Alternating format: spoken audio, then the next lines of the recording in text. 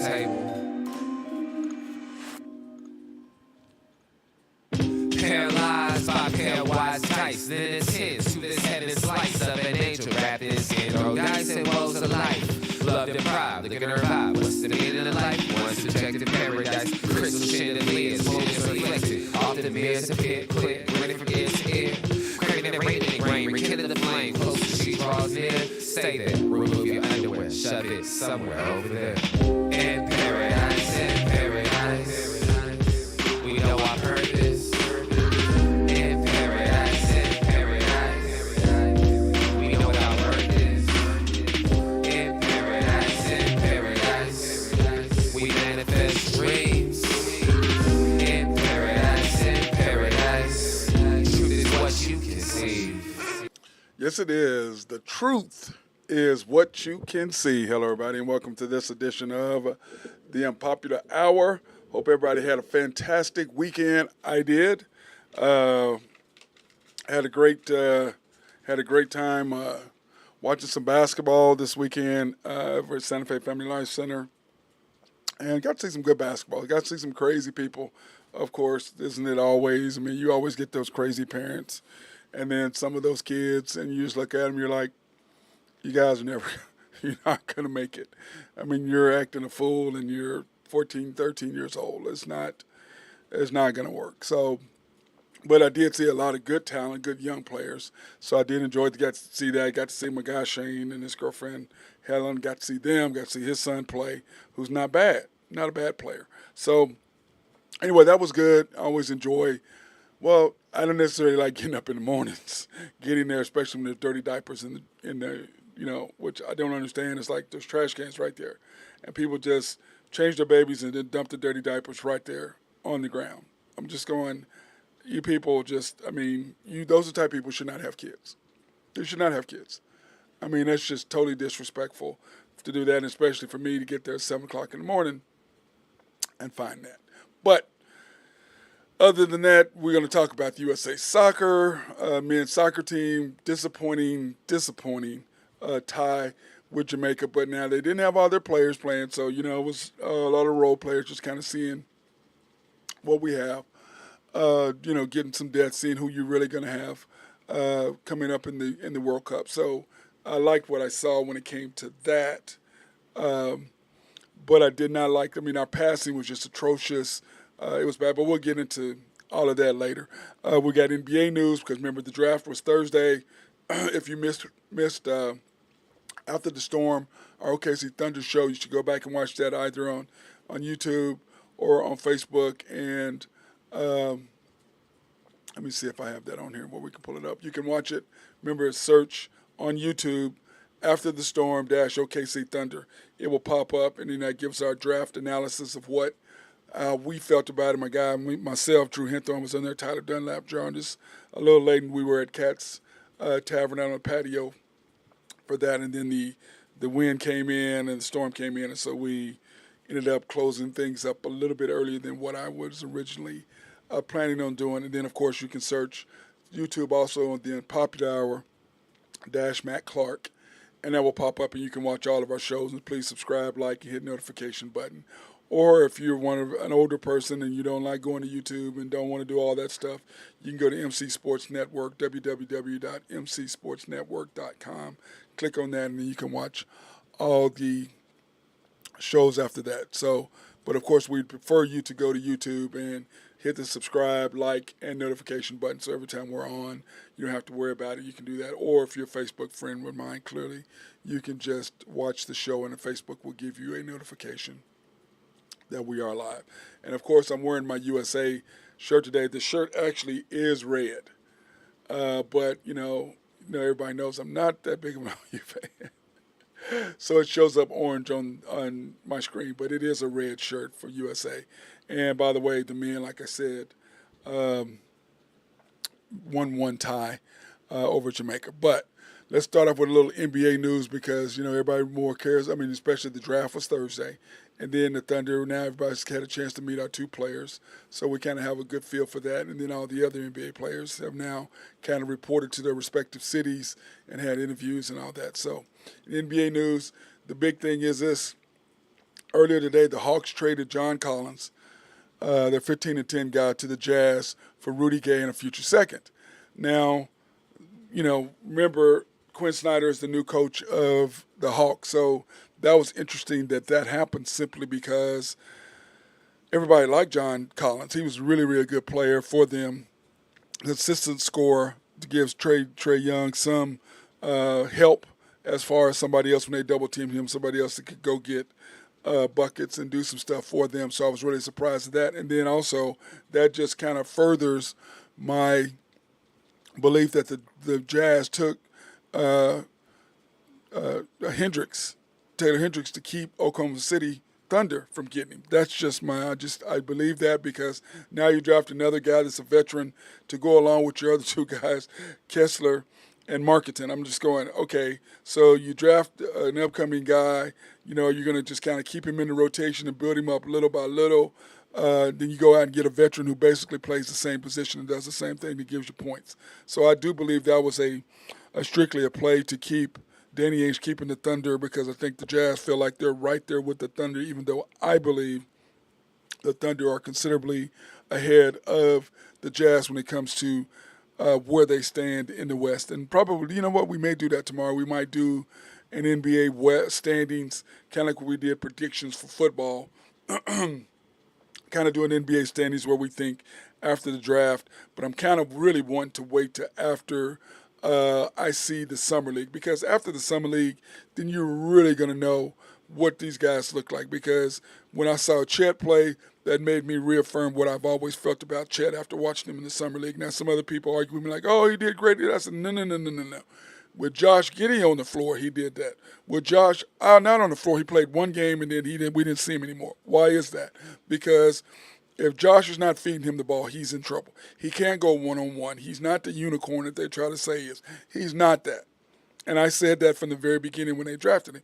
Dude, your handles aren't that good to go against guys. You're not going to get by them one-on-one. You're not going to get by them. They're going to strip you because you got to dribble too much and you're 7 foot tall and they're right there at 6'8", 6'9" with long arms and quicker than you are. So that's not going to happen. But that was just me. So anyway, we're gonna really give that after the 17th. I'm going to give we may do a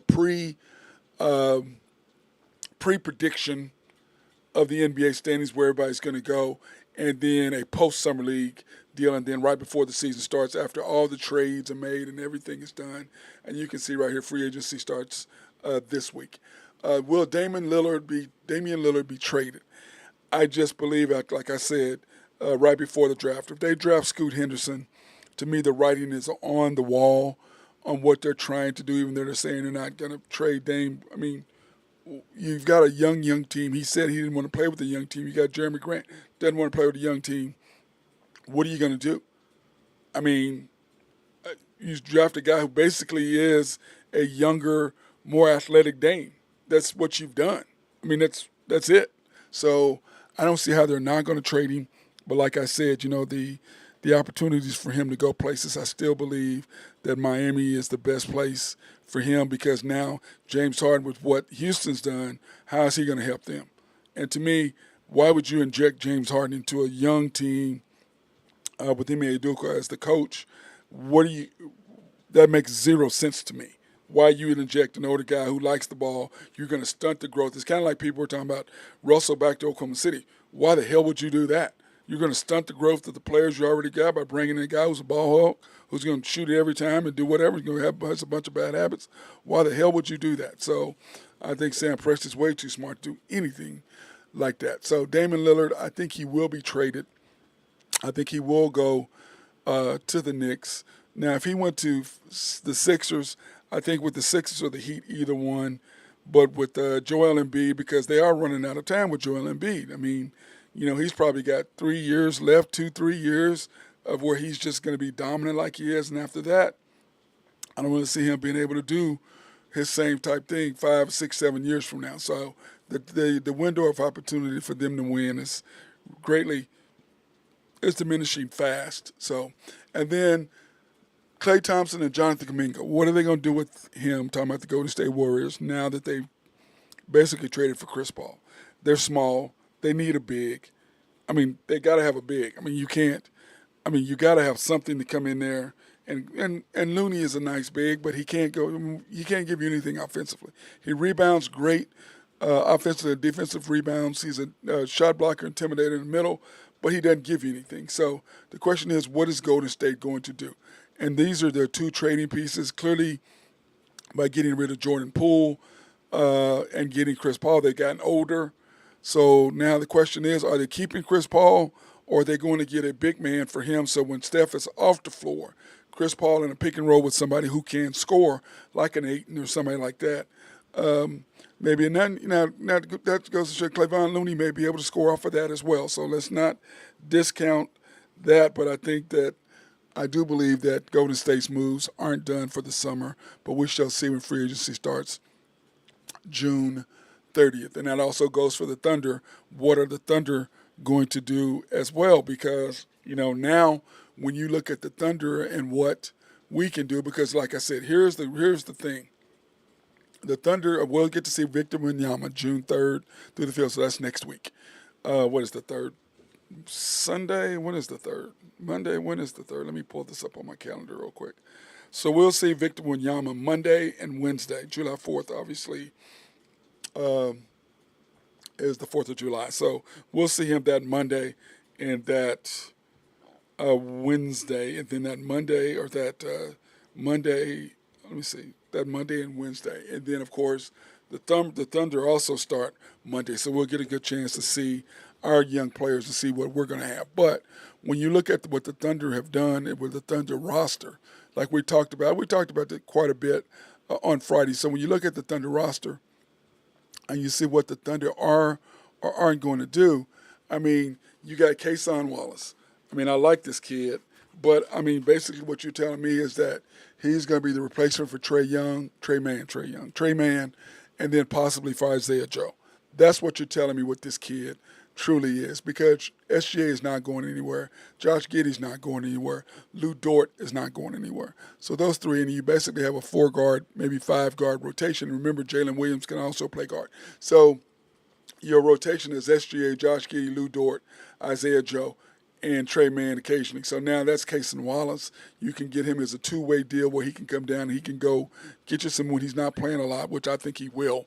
So that gives you that ability to do more with him, because Isaiah Joe is about 6'5", 6'6". Trey Man is smaller. So that gives Kason Wallace a chance to step in for Trey, because I think when they drafted him, when Taylor Hendricks was gone, hey, baby, I knew that was going to happen. So small forwards, you got J-Dub, Aaron Wiggins, Jang, Lindy Waters, and, of course, our draft pick Keontae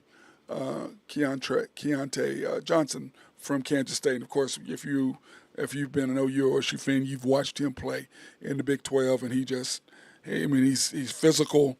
I like the way he plays. He can shoot the three, but he D's people up, which I really, really like. And he gives you that other Aaron Wiggins wing defender. Now, the thing that we're hurting right now is the power forwards, because Kendricks and Jeremiah are both 6'8", 6'9", so you don't really, what are you going to do? Those are your power forwards along with Poku.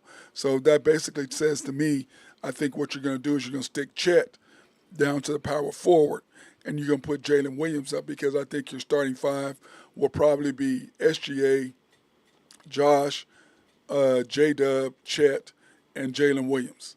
That's who I think your starting five will be, coming off the bench with Isaiah Joe, Poku, Kendricks Williams, the Davis Bertans. He's going to be a nice little backup to Chet, so I think him and or to Jay Will. So those two, I think, there's going to be your backup centers. I think Chet is more of a forward, because he just does not have the ability to guard anybody inside the post. He's just not big enough. So I think you're going to stick him with Poku, Kendrick Williams, and Jeremiah Robinson, and one of those guys are going to be on your way out, because, like I've said before, I think you've got SGA, you've got Josh, you've got Lou Dort, Isaiah Joe, J-Dub, Aaron Wiggins, Chet, and Jalen are your 8. J-Will. Those are your 8. Then that leaves you with Poku as a 9, Keontae maybe as a 10, Kason is your 11, Kendricks Williams as your 12, Jeremiah Robinson as your 13th, and then Davis Bertans as your 14th. So you're only going to play 11, 12 guys. Let's face it, that's all you're going to play. And the guys who are going to play the most clearly are going to be SGA, Josh, Lou Dort, J-Dub, and Chet. Those are the ones going to play the majority of the minutes, and then everybody else is going to be broken up between J. Will, Davis Bertans, Poku, Kendricks Williams, Keontae, and Wiggins. And Jang is going to play some, but like I said, that also kind of almost makes Lindy Waters your odd man out, which I like Lindy, but as I've said many times, he's not really your prototypical NBA guy. He's a nice kid, and I like Lindy, but I mean, the OSU guy, but he just can't play in this level. He just can't.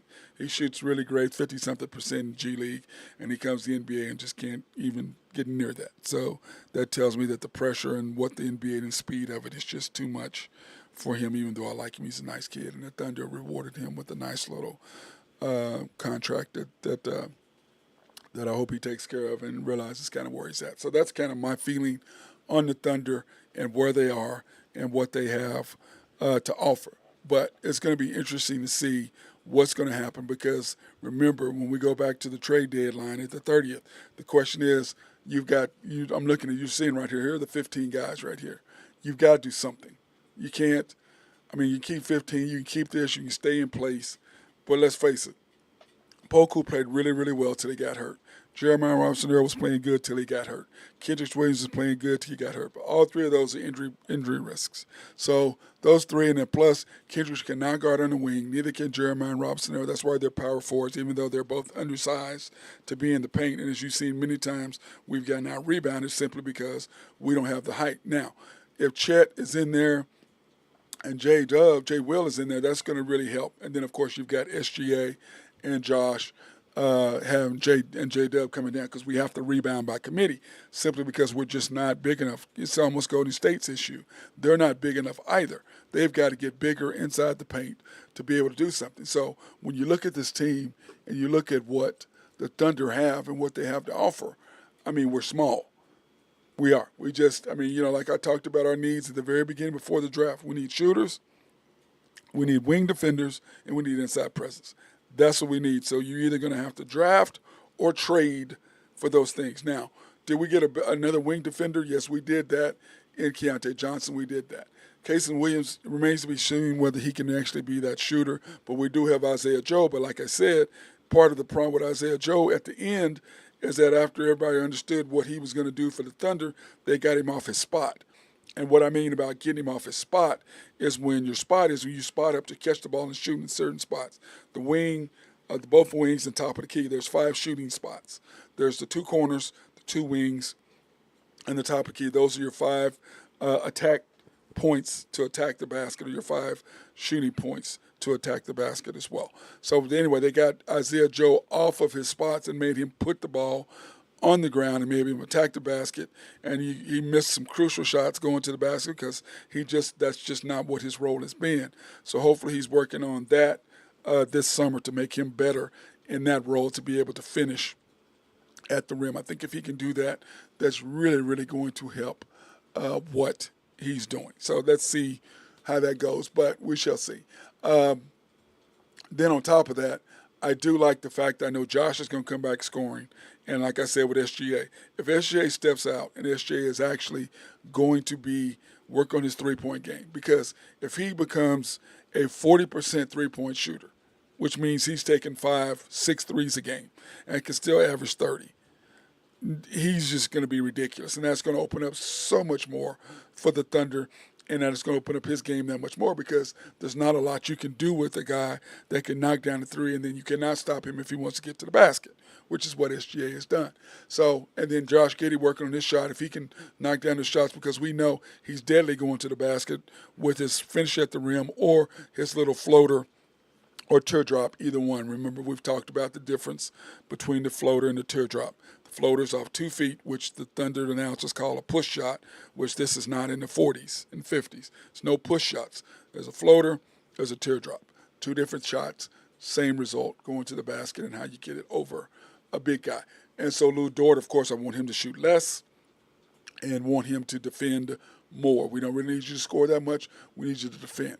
And that means SGA's got to score right around 30 again. I need Josh to be in the 20s. I need J-Dub to be in the 20s. I need Lou Dort to be 13, 14, and I think Chet to be 13, 14 in there as well. And then we need the rest of the guys to be 8, 10.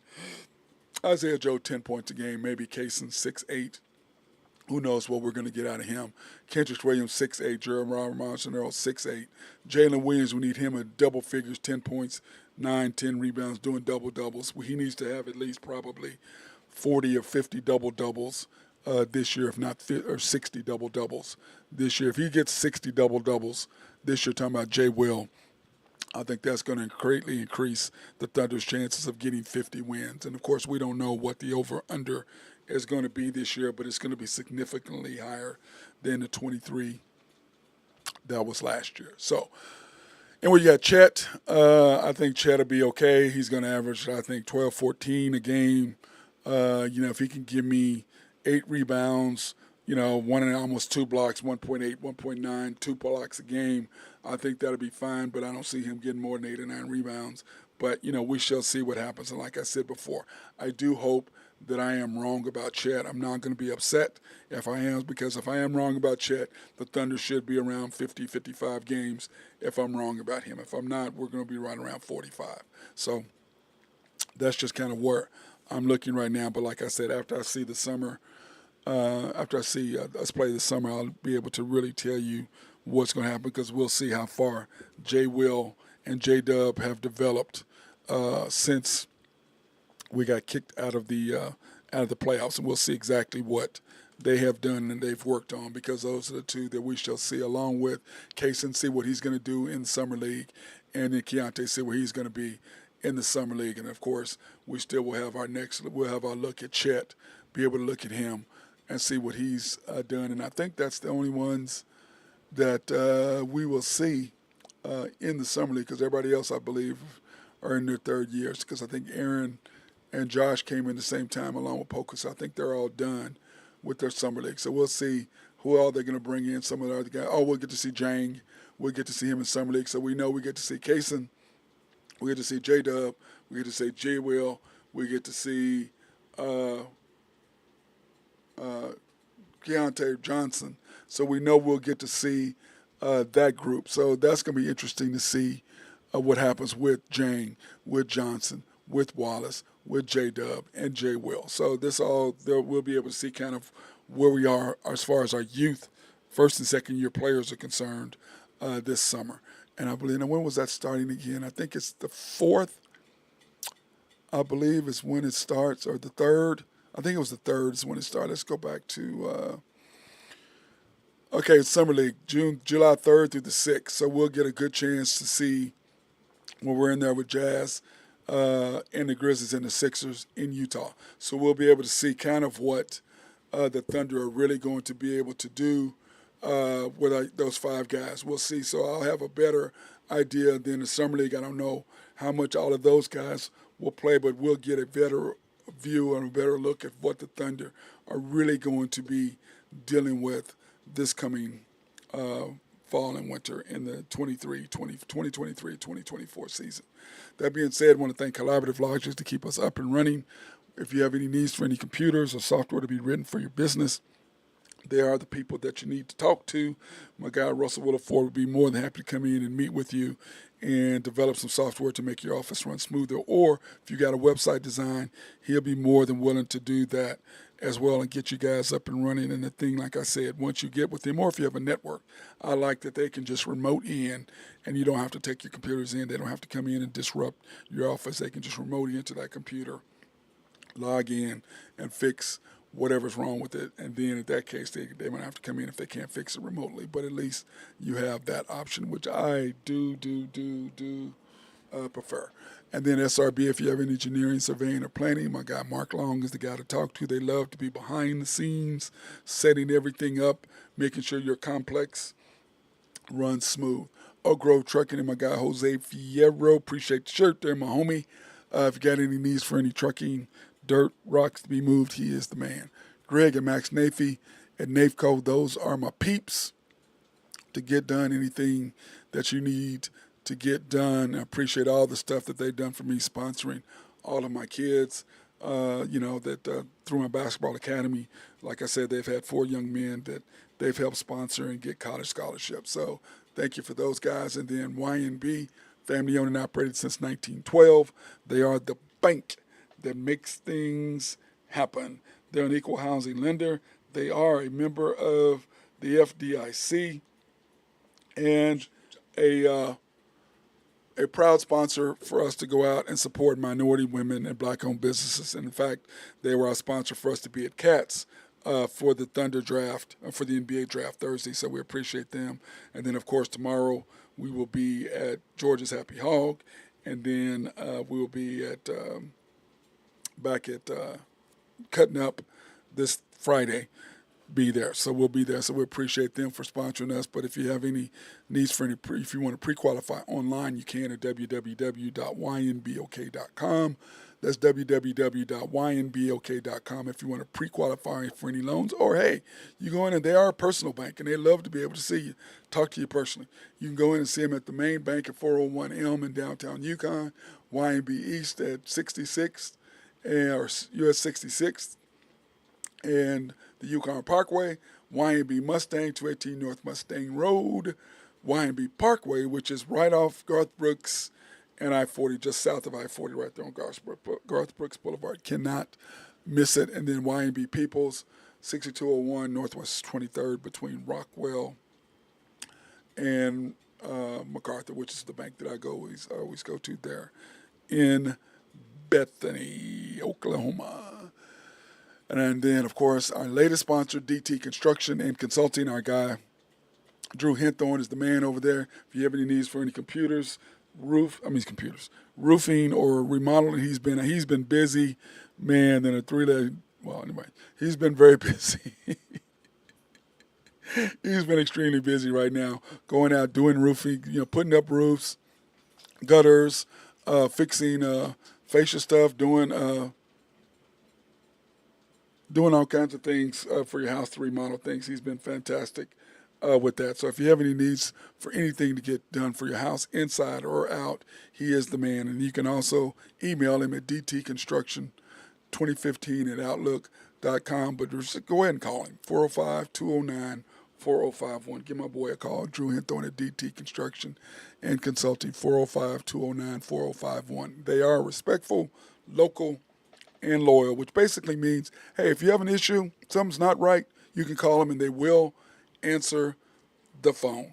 And not everybody does that. And if you've had work done before, you know exactly what I mean. Have people come in and do stuff they don't finish or they do something wrong, can't get them on the phone, all of a sudden the numbers are changed or whatever. It's so frustrating to have that happen. So not for me, because I only deal with a certain group of people, a certain few people to do anything for me, people that I know that I can trust and that will get back to me or that I can actually reach and that actually answer their phone. So, but yeah, holler at my boy at DT Construction and Consulting. I know that he'll be on, at least I think he'll be on. He's usually on by now.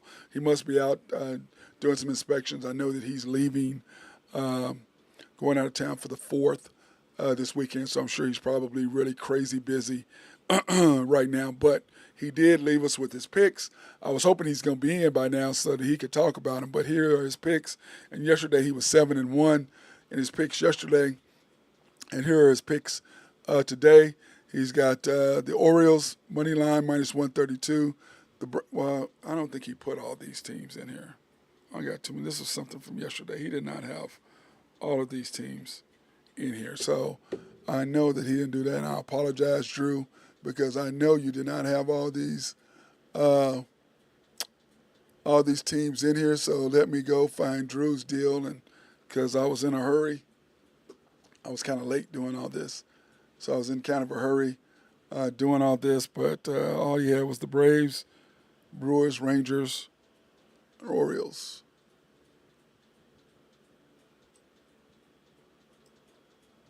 And I'll be there in just a second. See, I do this real quick like this. Boom, do this.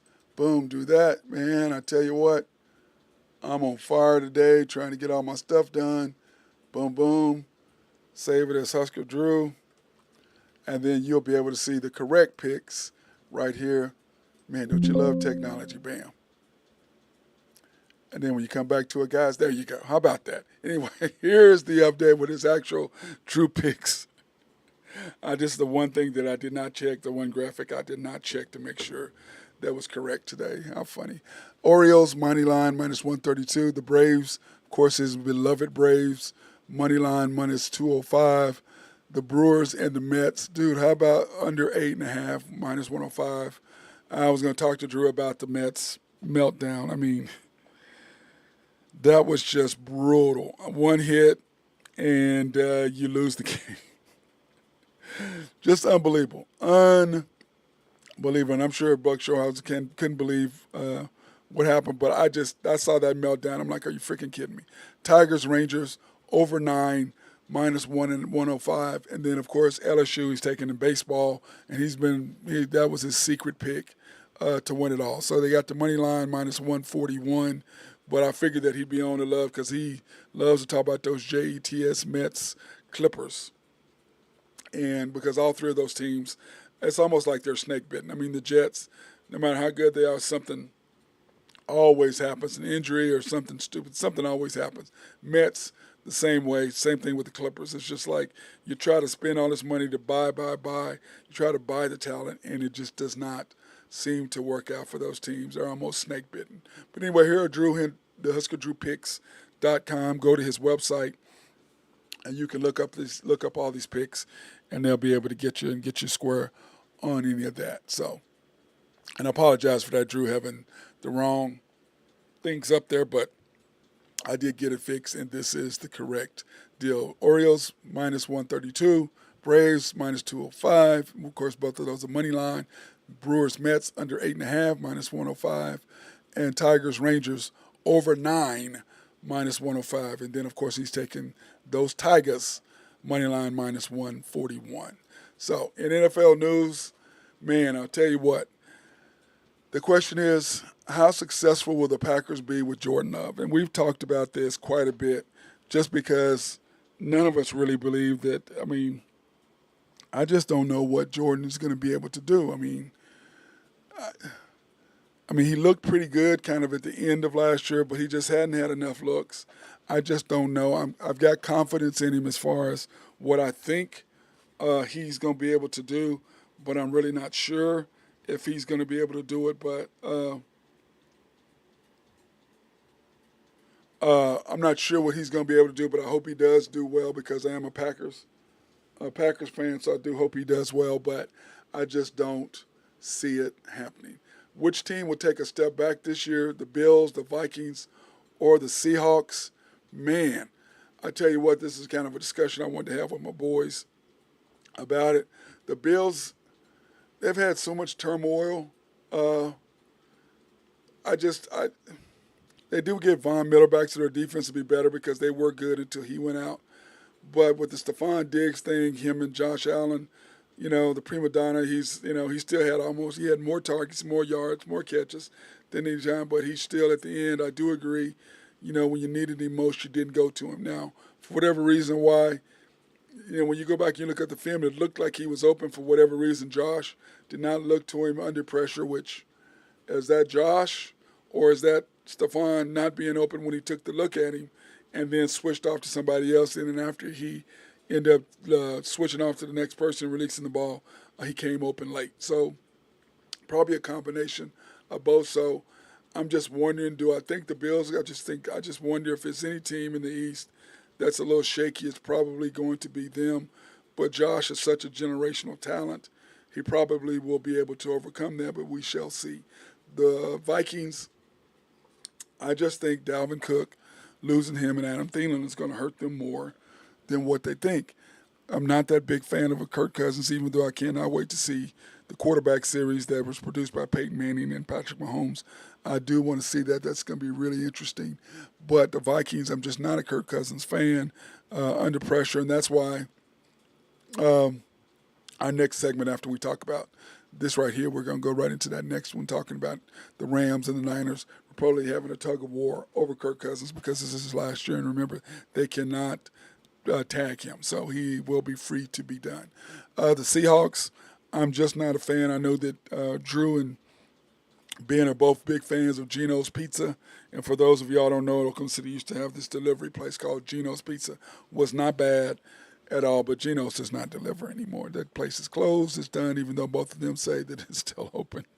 And you can order via UPS or Amazon. They're full of crap. There's no Gino's Pizza. It's closed. I just don't think the Seahawks and he's going to be able to duplicate what he did last year. I hope he does, because I don't wish any ill will on anyone. But I'm just not sold on Gino and the Seahawks. Like I said, the Niners and the Rams reportedly having a tug of war over Kirk Cousins. And to me, I'm like, if you know what his record is, when the lights are the brightest and the pressure is the most, he has a horrible record. Why would either one of these teams who have more big-time spotlighted games than the Vikings do, want a guy who melts and shrinks doing those games? Why would you want that? That makes zero sense to me. I don't know. I think this has to be some sort of obscene rumor, because I just don't know why. Now, of course, I just don't, for the Rams especially, if Matt Stafford stays healthy, he is not, Kirk Cousins is not better than Matt Stafford. I just don't see that at all. And, I just don't believe that. Plus, we're going to throw up our quarterbacks, our top 10 quarterbacks that we have. So we're going to throw that up here in a minute. I should do a top 15, 20 is what I probably should do. And I may do that even if I do the top 10 now. Oh, excuse me, I'll come back and do that. And Troy Aikman has an issue with foreign beer owners, beer-owned companies, using the American flag on 4th of July promotions. I do too.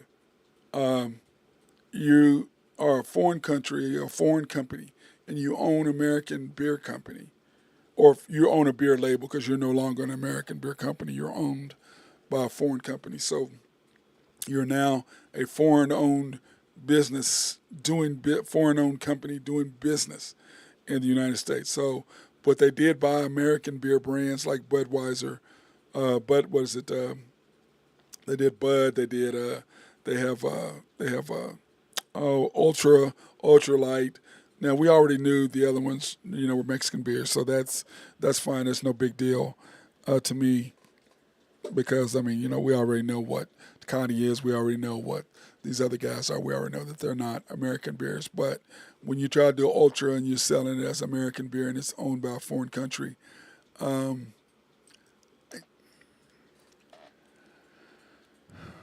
you're still an American beer. If you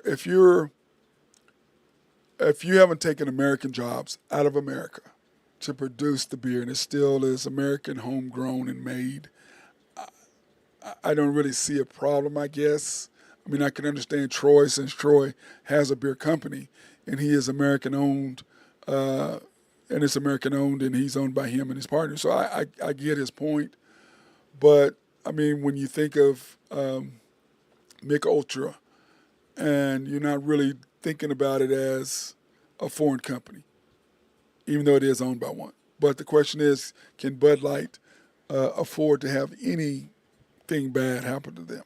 They've already gotten beaten up because of supporting the LGBTQ plus, whatever it is, plus community, which I don't understand why they have all these acronyms. I guess you got to cover everybody. But that being said, they got beat up. Target got beat up. Even us, like I said, when we were designing our shirts for camp, my one particular friend said, "Hey, are you supporting LGBT gay rights?" I'm like, "What are you talking about?" And the shirts that we originally had proposed they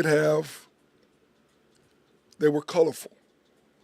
And so I'm like, okay, I'm thinking Miami. I'm not thinking gay rights or anything. I'm not thinking anybody's rights. I'm thinking about these are great looking shirts and the kids would love them. And I'd like to wear them. You'd like to wear them. That's kind of what I was thinking. I don't do political statements now. If it comes to something that's involving African Americans, and personally to me, yes, I will make a stand and a statement. But I'm not gay, and I do have a lot of friends who are gay and who are lesbians. I don't have a problem with anybody. You do what you do. As long as you don't try to put it off on me, you don't come at me, and you don't try to include me in what you're doing, I'm golden. You're an individual. Do whatever you want to do. That's your prerogative. You have to answer between you and the big man. Just like with abortion and all that other stuff. Hey, that's you and him. They ain't got nothing to do with me. Okay, I'm only concerned about things that affect me and my race. That other stuff. That's your personal choice. You do whatever the hell you want. I'm not here to tell you what you can and can't do with your choice. It's like those with gun owners. I'm not a gun owner. I'm not into guns. It's not my thing. But if you want to own guns, hey, own guns. Just be safe with it. Now, my friends who do own guns, they are extremely safe with their guns. They don't have them out and playing with them. They're not out and about. They're hid. They're put away. Those that have kids, they're under lock boxes. They're out of the reach of their kids, so their kids can't get them. They're very responsible with them. I have zero problems if you want to have guns. Go get your gun. I got a lot of friends with guns. I have no problem with that. Do what you do. I'm not going to impose what I feel and my thoughts on what you want to do. Those are your personal choices, and you have to go and you got to deal with them. That is not not my thing. But back to sports. Let's not get all off track here because I want to stay on point. So when we went to NFL predictions, because reason I want to talk about this because we were just talking about Kirk Cousins and all of that, and I just went back and I was like, man, and the Eagles and what's going on with them losing their offensive coordinator, the defensive coordinator, how is that really going to affect them? So I had to really go back and look at my predictions for the NFC and the AFC. And when I look at the NFC, I mean, the Eagles have a 10-game span there where, man, if they go 500 in that, they are really, really good. And, you know, they have those first 4 games, which they should win, and then they go on a 10-game stretch where they got to play Cowboys twice, they got to play Buffalo, they got to play the Chiefs, they got to play the Niners. They've got a very, very tough schedule coming up. So I really, because of that, I stuck the Cowboys right above them in the AFC East, which will make my guy Drew Hinthorn of HuskerTruePicks.com and also of DT Construction and Consulting, and I make him happy. I stuck the Cowboys up above that. And then with the Vikings, I had the Lions in front of them anyway. I'm just not a Kirk Cousins fan. I don't think they're going to win 11 one-score games or 12 or whatever, something stupid that it was last year. I don't see them doing that. But the rest of it I had to do because I think when the AFC North, the Ravens and the Bengals, man, I think that's going to be a race, and if Lamar can actually throw the football and make good decisions throwing the football, because at the end of the year last year, there was 4th down and goal to go for them to win the game, and the guy was wide open going to the corner. By the time he saw him, threw the ball to him, it was too late. So the question is, are they going to be able to turn Lamar into a throwing a pocket passer? Because we all know what he can do with his legs. Between him and Michael Vick are the most electrifying quarterbacks in the history of the NFL. But everything else I like the Dolphins because I just think what they're doing in the East, along with the Jets and the Bills, and like I said, with the Bills, with the turmoil, I had to drop them down to 3rd. I mean, that's a fair jump, but they may finish 2nd, but it's going to be a tough. The AFC East, I think, has taken over the AFC West as far as the toughest division in football. So both of those will beat each other up. And if any one of those teams come out with just 4 losses or 5 losses, they're gonna have great seasons. If any of those teams can go 12-5 or 14-3 or 14-3, 13-4, any of that 4 to 5 losses, that's going to be fantastic for them because I think 4 losses, depending on who you lost to, gets you into the number 1 seed. Now the Chiefs only lost 3 last year, including to the Colts, which I still don't know how the hell they lost to the Colts. Almost lost to the Texans, but squeezed it out. So, but you got to get lucky and win games that you're not supposed to win. So anyway, based on what we had talked about earlier, I've kind of revolved my thing. And like I said, the Vikings, I'm putting them down. The Eagles, I had to move them down because of the turmoil. And then the same thing with the Bills. So this is kind of based on what's been going on, the rumor mill, and what's been happening, I'm kind of putting these guys in this particular situation because of the latest news that has been going on. So now that being said, USA Soccer got on my shirt today. man, I tell you, USA, like I said, I watched it. I was just, and Jose Fierro and I talked, texted back and forth a little bit about it. But I mean, the USA team didn't play everybody. I get that. But man, we were sloppy and we didn't score until the 88th minute to send it in to a tie. But I mean, we were sloppy with the ball. Our passes were just atrocious. Well, we weren't in sync at all as far as guys trying to hit each other. They weren't on the same page. We just did not look good, but thank God for our goalie, Matt Harvey, saved us big time on the different things that he did for us. The penalty kick was huge. So, but anyway, USA played Wednesday night. Of course, we'll talk about it again tomorrow in St. Louis against, excuse me, St. Kitts Nevis, which we should handle it, but once again, we should have handled Jamaica. So it was a little scary, but like I said, we didn't have our best guys there. So that being said, the USA was lucky to come away with the point in that. But of course, we've got St. Kitts and Nevis coming up Wednesday, June 28th, 8:30 p.m. our time on Fox, or I think it's on Fox, not FS1, against St. Louis. And so anyway, all these places that the World Cup will be coming, these teams are starting to play there. So everybody's kind of getting used to what it's going to look like when the Men's World Cup is here in a couple of years. So I'm so pumped up about that. I cannot wait for the USA to be here, or for the World Cup to be in the United States. I cannot wait. We were talking about that the other day, and the finals will be, the World Cup finals will be in Jerry's World. So, yeah, Dallas is going to be crazy that weekend. So I cannot wait for that. But I don't know if we're going to go to Dallas. We're going to go to Houston. Going to go to Kansas City. One of those places to watch the World Cup. So one of those places we'll definitely be at, if not all of them. But definitely go to one of them, because I do want to go to a World Cup match, especially since it's here, and watch our team play. Or France. I definitely like to see. And Bob H said, I'd love to see that. Now, with that being said, is guess what's coming? The Women's World Cup. Women's World Cup, the defending champions, two-time going for their third, I believe, in a row.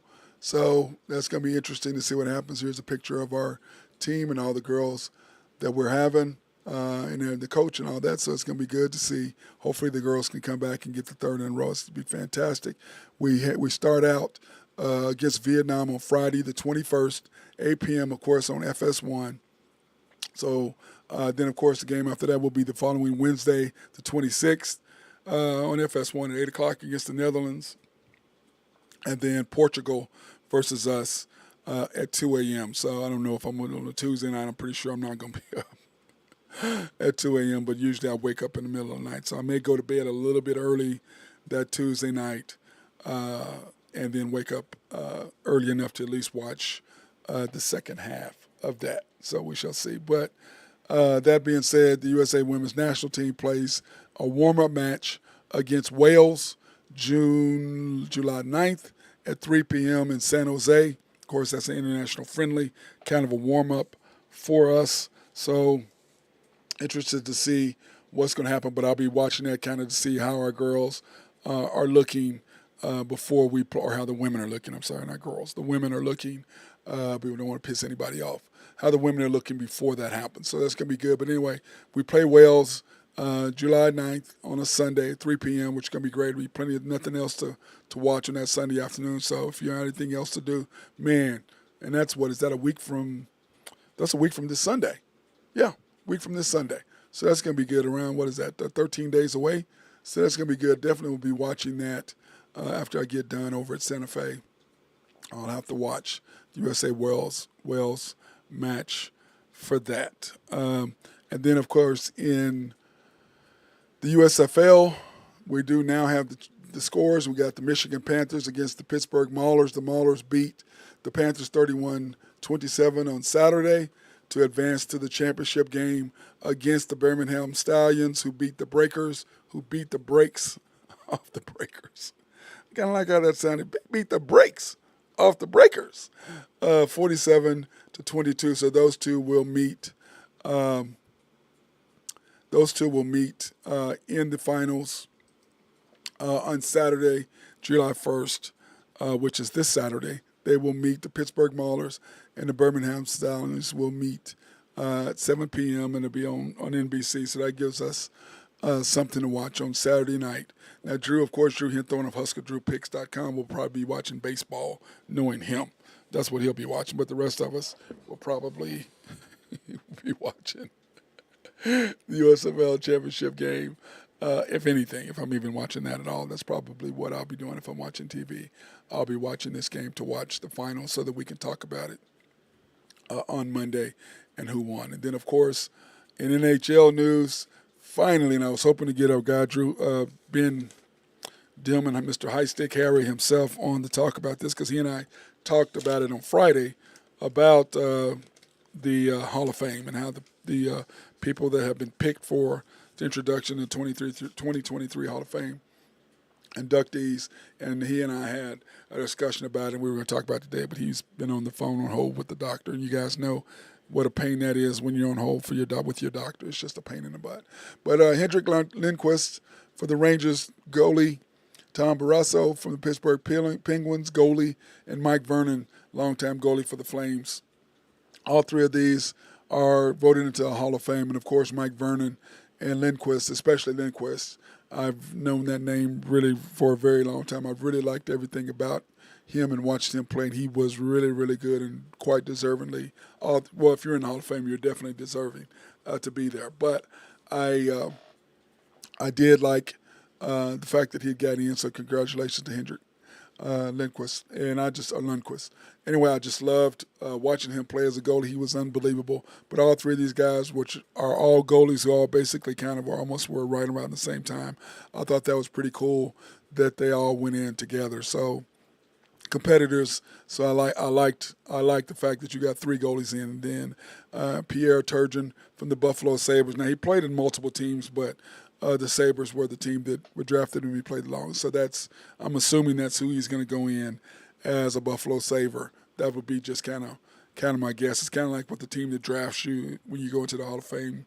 That's the team that you'd pretty much go in. But I think Deion Sanders went in as a Dallas Cowboy, not as an Atlanta Falcon. And I mean, what would you do? Would you go in as a Dallas Cowboy and Atlanta Falcon? Which one would you do if you were Deion? Definitely go in as a Cowboy. Carolyn Quidette, the women's on the Canadian women's national team. What a great player she was. I had to go back and read up on her, and she quite deservingly. And I always like when, women were really good, like in the Basketball Hall of Fame when they induct a woman. I mean, I don't think there should be a separate women's Hall of Fame. If you play basketball, you play basketball. You're a Hall of Famer or you're not. I don't give a shit whether you're a woman or a man. If you played basketball and you're a Hall of Famer, you should be inducted. And so I do like the fact that hockey did induct her, and she played on the women's national team, the Canadian women's national team. I like the fact that it's the Hall of Fame. It's not the women's Hall of Fame or the men's Hall of Fame. It's just the Hall of Fame. I do like that, and I do like the fact that they do that in basketball and hockey as well. Now, in baseball, remember, they have, since women don't really play baseball, they play softball. You have the Softball Hall of Fame, which, of course, is right here in Oklahoma City, right off 50th and Martin Luther King. And if you've never been to the Hall of Fame, the Softball Hall of Fame, I suggest that you go visit. It's a beautiful place, and it gives the young ladies really a chance to see all the former great softball players, and if you didn't know they were great, it gives you a chance to find out who they are and know that they were really great. And then, of course, Ken Hitchcock, coach of the Dallas Stars. This is when he was the coach when I started following the Stars when they won the World Cup, when they won the Stanley Cup. That's when. So he was the coach there. So, man, I'm happy that he got taken in, because I was not a hockey fan up until I started watching the Stars. And I was back in the late 90s or late 80s. So anyway, that's when I got involved in hockey. And I'm just going to tell you this. I'm so happy that he got in. I can tell you that right now, because that's when I became a Stars fan. And I love what he did and how he was the coach for them. And I'm just appreciative of the fact that I got a chance to that he got me into hockey. Let's put it like that. And God, when was that? That was 95, 96 when he was it was the middle of the 90s. That's when it was. But anyway, I'm glad that he got in and appreciative of the fact that he really made me appreciate hockey and how fast and how incredible these guys were, because watching the nonsense that we had here, I could not, the Blazers, I couldn't watch that mess. Like, that's not real. I can't watch this. All they want to do is fight. And Ben Dillman's been trying to educate me on the difference. But I just wasn't a fan until I went to saw the Stars. And I'm like, okay, that's hockey. That I can appreciate. That I can get behind. That I can like. And then Pierre Lacroix from the Colorado Avalanche. Congratulations to Pierre getting in. And it's funny that we have two Pierres, which are French names. I think that's funny. We have two French guys in there. Pierre. I like the way that sounds. Anyway, Pierre Lacroix for the Colorado Avalanche. He got in, so congratulations to him. And this is how I look at it.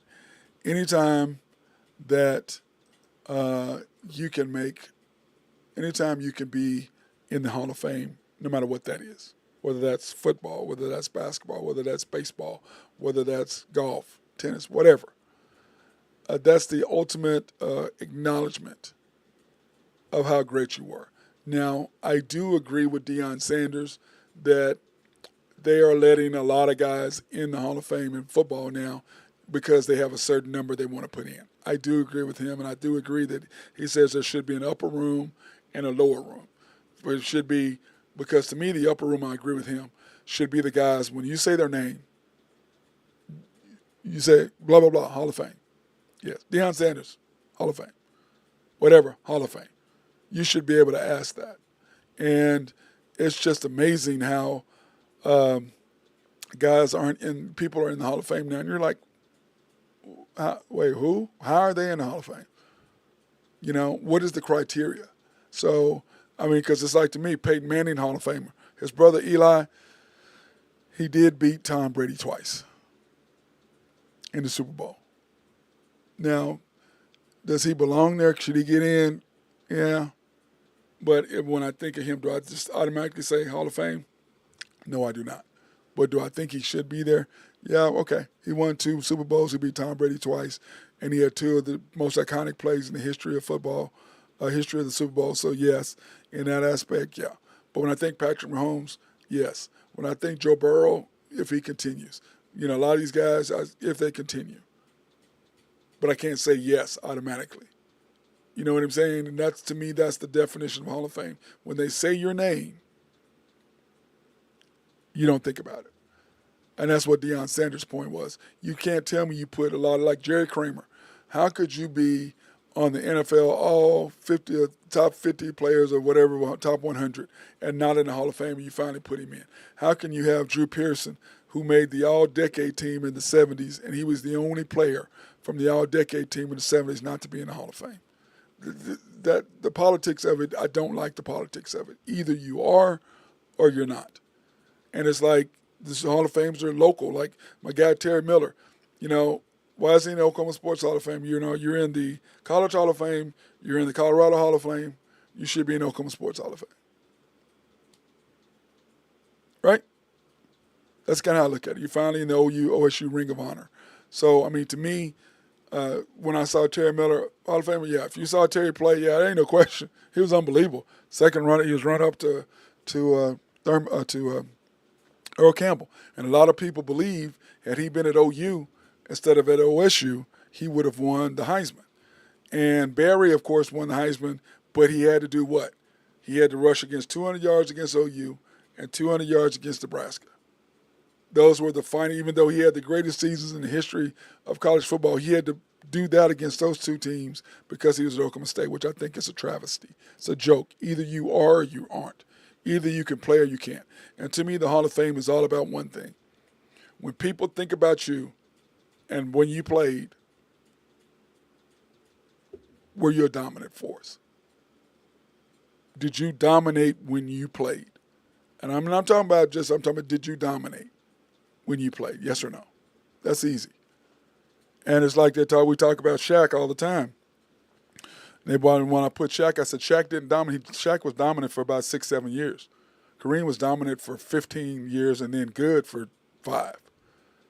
You know, LeBron has been dominant really this year, the last couple of years, not so much, but for 15 years he was dominant.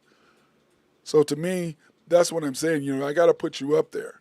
You know, we talk about the top 5 all the time. I got Michael, I got Kareem, I've got Wilt, I've got Magic, I've got Kobe, I've got LeBron, I've got Larry Bird in there. I mean, dude. And we talk about putting Steph in there. Who the hell am I going to take out?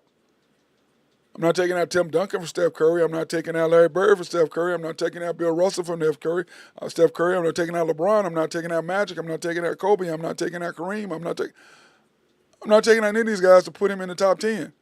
Now, is he in the top 20? Yes, but I'm not putting him in front of any of these guys. No. If you're soft and you're playing in today's soft-ass generation, I can't put you ahead because I know you would not have done what you did back then. Tom Brady the same way. I'm not putting you ahead of those guys because I know damn well you wouldn't have been able to make it. So I can't do it. I'm not one of these guys who's going to jump on the bandwagon. Oh, no, he's got 7 Super Bowl rings. Okay, greatest winner. But if this generation, to me, is Bart Starr, who's still the only quarterback to win 3. And remember, he won 3 in a row. Nobody's done that but him. And they won 5 in 7 years. Nobody else has done that. 4 and 7.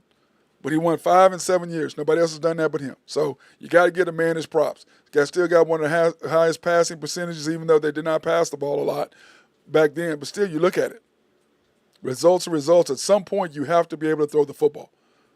At some point, you have to be able to rely on your quarterback to make plays to win ball games, which is why I'm not that big of a fan of Kirk Cousins.